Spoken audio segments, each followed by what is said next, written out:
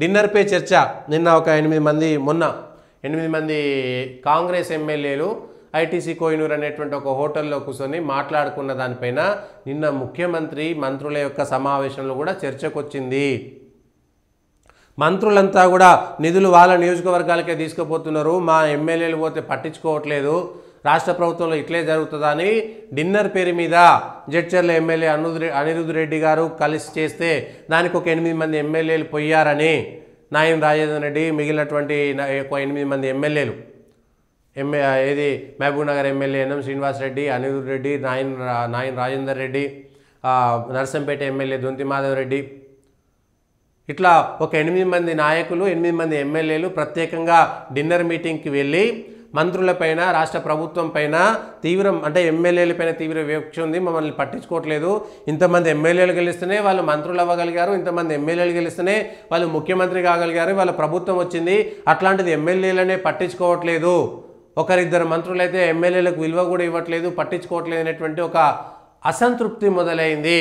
ఇది ఎక్కడికి దారితీస్తుంది? దీనిపైన వెంటనే ఇంటెలిజెన్స్ నివేదిక పోయింది. ఆ నాయకులంతా కలిసి ఉండడాన్ని ఇంటెలిజెన్స్ వాళ్ళు పసిగట్టారు. దాంట్లో ఏం జరిగింది, మంత్రులు వెంటనే దాన్ని సర్ది చెప్పుకోవాల్సినటువంటి అవసరం ఉందని ముఖ్యమంత్రి గారు హితబోధ చేశారు. ఇది ఎంత దూరం పోతుంది? ఆ మంత్రి మేము పోతే మంత్రి కనీసం పట్టించుకోవట్లేదు అనేటువంటి వ్యక్తి ఎమ్మెల్యే నేను ఎంత దూరమైనా పోతా అనేటువంటి ఒక మాట శపథం చేశారట. సో ఎమ్మెల్యేలకు మంత్రులకు ఉన్నటువంటి విభేదాలు, ఎమ్మెల్యేలకి ప్రభుత్వంలో ఉన్నటువంటి విభేదాలు, ఎందుకు ఎమ్మెల్యేలకు ప్రభుత్వంలో ఉండేటువంటి వాళ్ళకు ఆ తేడాలు వస్తున్నాయి? పార్టీ కార్యకర్తలు సంతృప్తిగా లేరు, చాలా సంతృప్తిగా లేరు, ఇది ఎమ్మెల్యేలు సంతృప్తిగా లేరు, గెలిచినటువంటి ఎమ్మెల్యేలే సంతృప్తిగా లేరు, వాళ్ళే పట్టించుకోవట్లేదని అందరూ ఉన్నారు 8 మంది ఎమ్మెల్యేలలో, వాళ్ళంతా వాళ్ళే కూర్చున్నారు. ఆఖరికి కాంగ్రెస్ పార్టీ ఎంపీ మల్లు రవి గారు ఒక వీడియో విడుదల చేయాల్సి వచ్చింది. అదంతా ఒక డిన్నర్ పార్టీ, అందరు కలిసి ఒక డిన్నర్ చేసుకున్న దాన్ని ఒక మీటింగ్ అంటే అట్లనే చేస్తారు కానీ ఇంకేమైనా చేస్తారా? గతంలో రాష్ట్ర ప్రభుత్వం ఎన్టీ రామారావును దించేసినప్పుడు వైస్రాయ్ హోటల్ సంఘటనలో 2-3 కూడా లేరు, 2-3 నుంచి 200 మంది మాకే ఉన్నారని చెప్పుకునేంత దూరం వెళ్ళిపోయి ఏకంగా ప్రభుత్వం పడిపోయి ఎన్టీ రామారావు ప్రభుత్వం పడిపోయింది. అది కూడా డిన్నర్ మీటింగే, అది కూడా వైస్రాయ్లో జరిగిన సంఘటనే. ఇవాళ వైస్రాయ్ హోటల్ కాకపోతే ఇంకో హోటల్లో జరుగుతుంది. అది ఎంత దూరం పోతుంది అనేటువంటిది ఒకసారి ఆలోచన చేయాలి. దీని వెనుక ఎవరైనా పెద్దలు ఉన్నారా? ఢిల్లీ పెద్దలు ఉన్నారా? కాంగ్రెస్ పెద్దలే ఉన్నారా? వాళ్ళ స్వయంగా వచ్చినటువంటి అసంతృప్తేనా?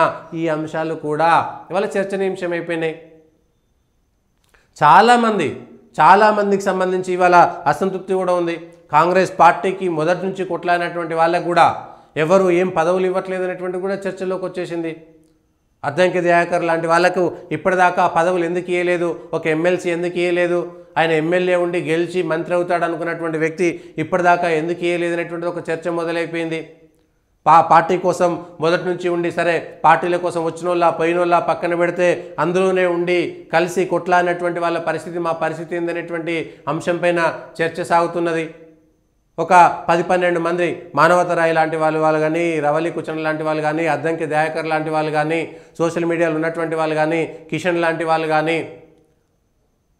ఒకరో ఇద్దరో నిరంజన్ లాంటి వాళ్ళకి 1-2 పదవులు ఇచ్చినా కూడా పార్టీలో ఇంకా అసంతృప్తి ఉంది. పార్టీలో ఉన్నటువంటి నాయకులంతా కూడా పార్టీలో ఉన్నటువంటి నాయకులు ఎవరు కూడా సంతృప్తిగా లేరు. ఇటు ఎమ్మెల్యేలు సంతృప్తిగా లేరు, ఇటు పార్టీ కార్యకర్తలు సంతృప్తిగా లేరు.